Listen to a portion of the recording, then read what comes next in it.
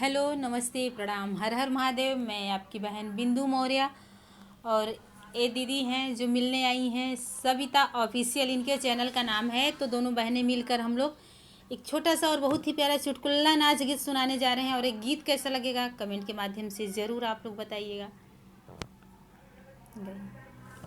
सासुई ननदिया नाना का बहिरिया तोड़न के भेजइना एक नरने बुआवा तोड़न के भेजइना एक नरने बुलावा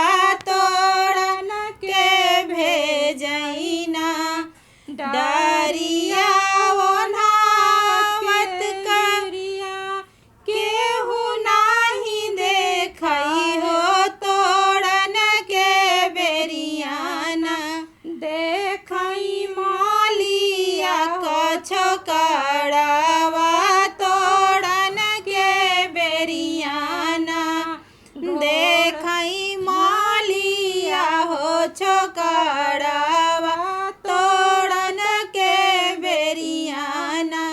घोड़वा चढ़लाया वही ससुरु पढ़ाई ताके करे हो बहुअरिना बानी मालिया हो दुआरिया के करे हो बहुअरिना बाटी मालिया हो दुआरिया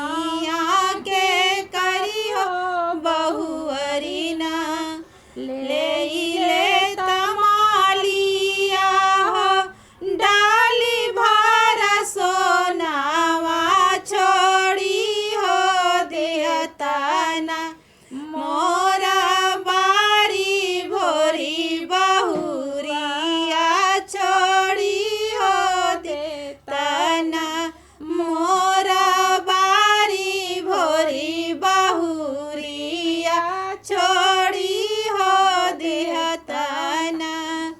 तो बहुत ही प्यारा गीत रहा और आप लोग बताइएगा ज़रूर कमेंट करके कि गीत कैसा लगा आप सभी को। बहुत लंबा हो जाएगा, सबको जोड़ेंगे।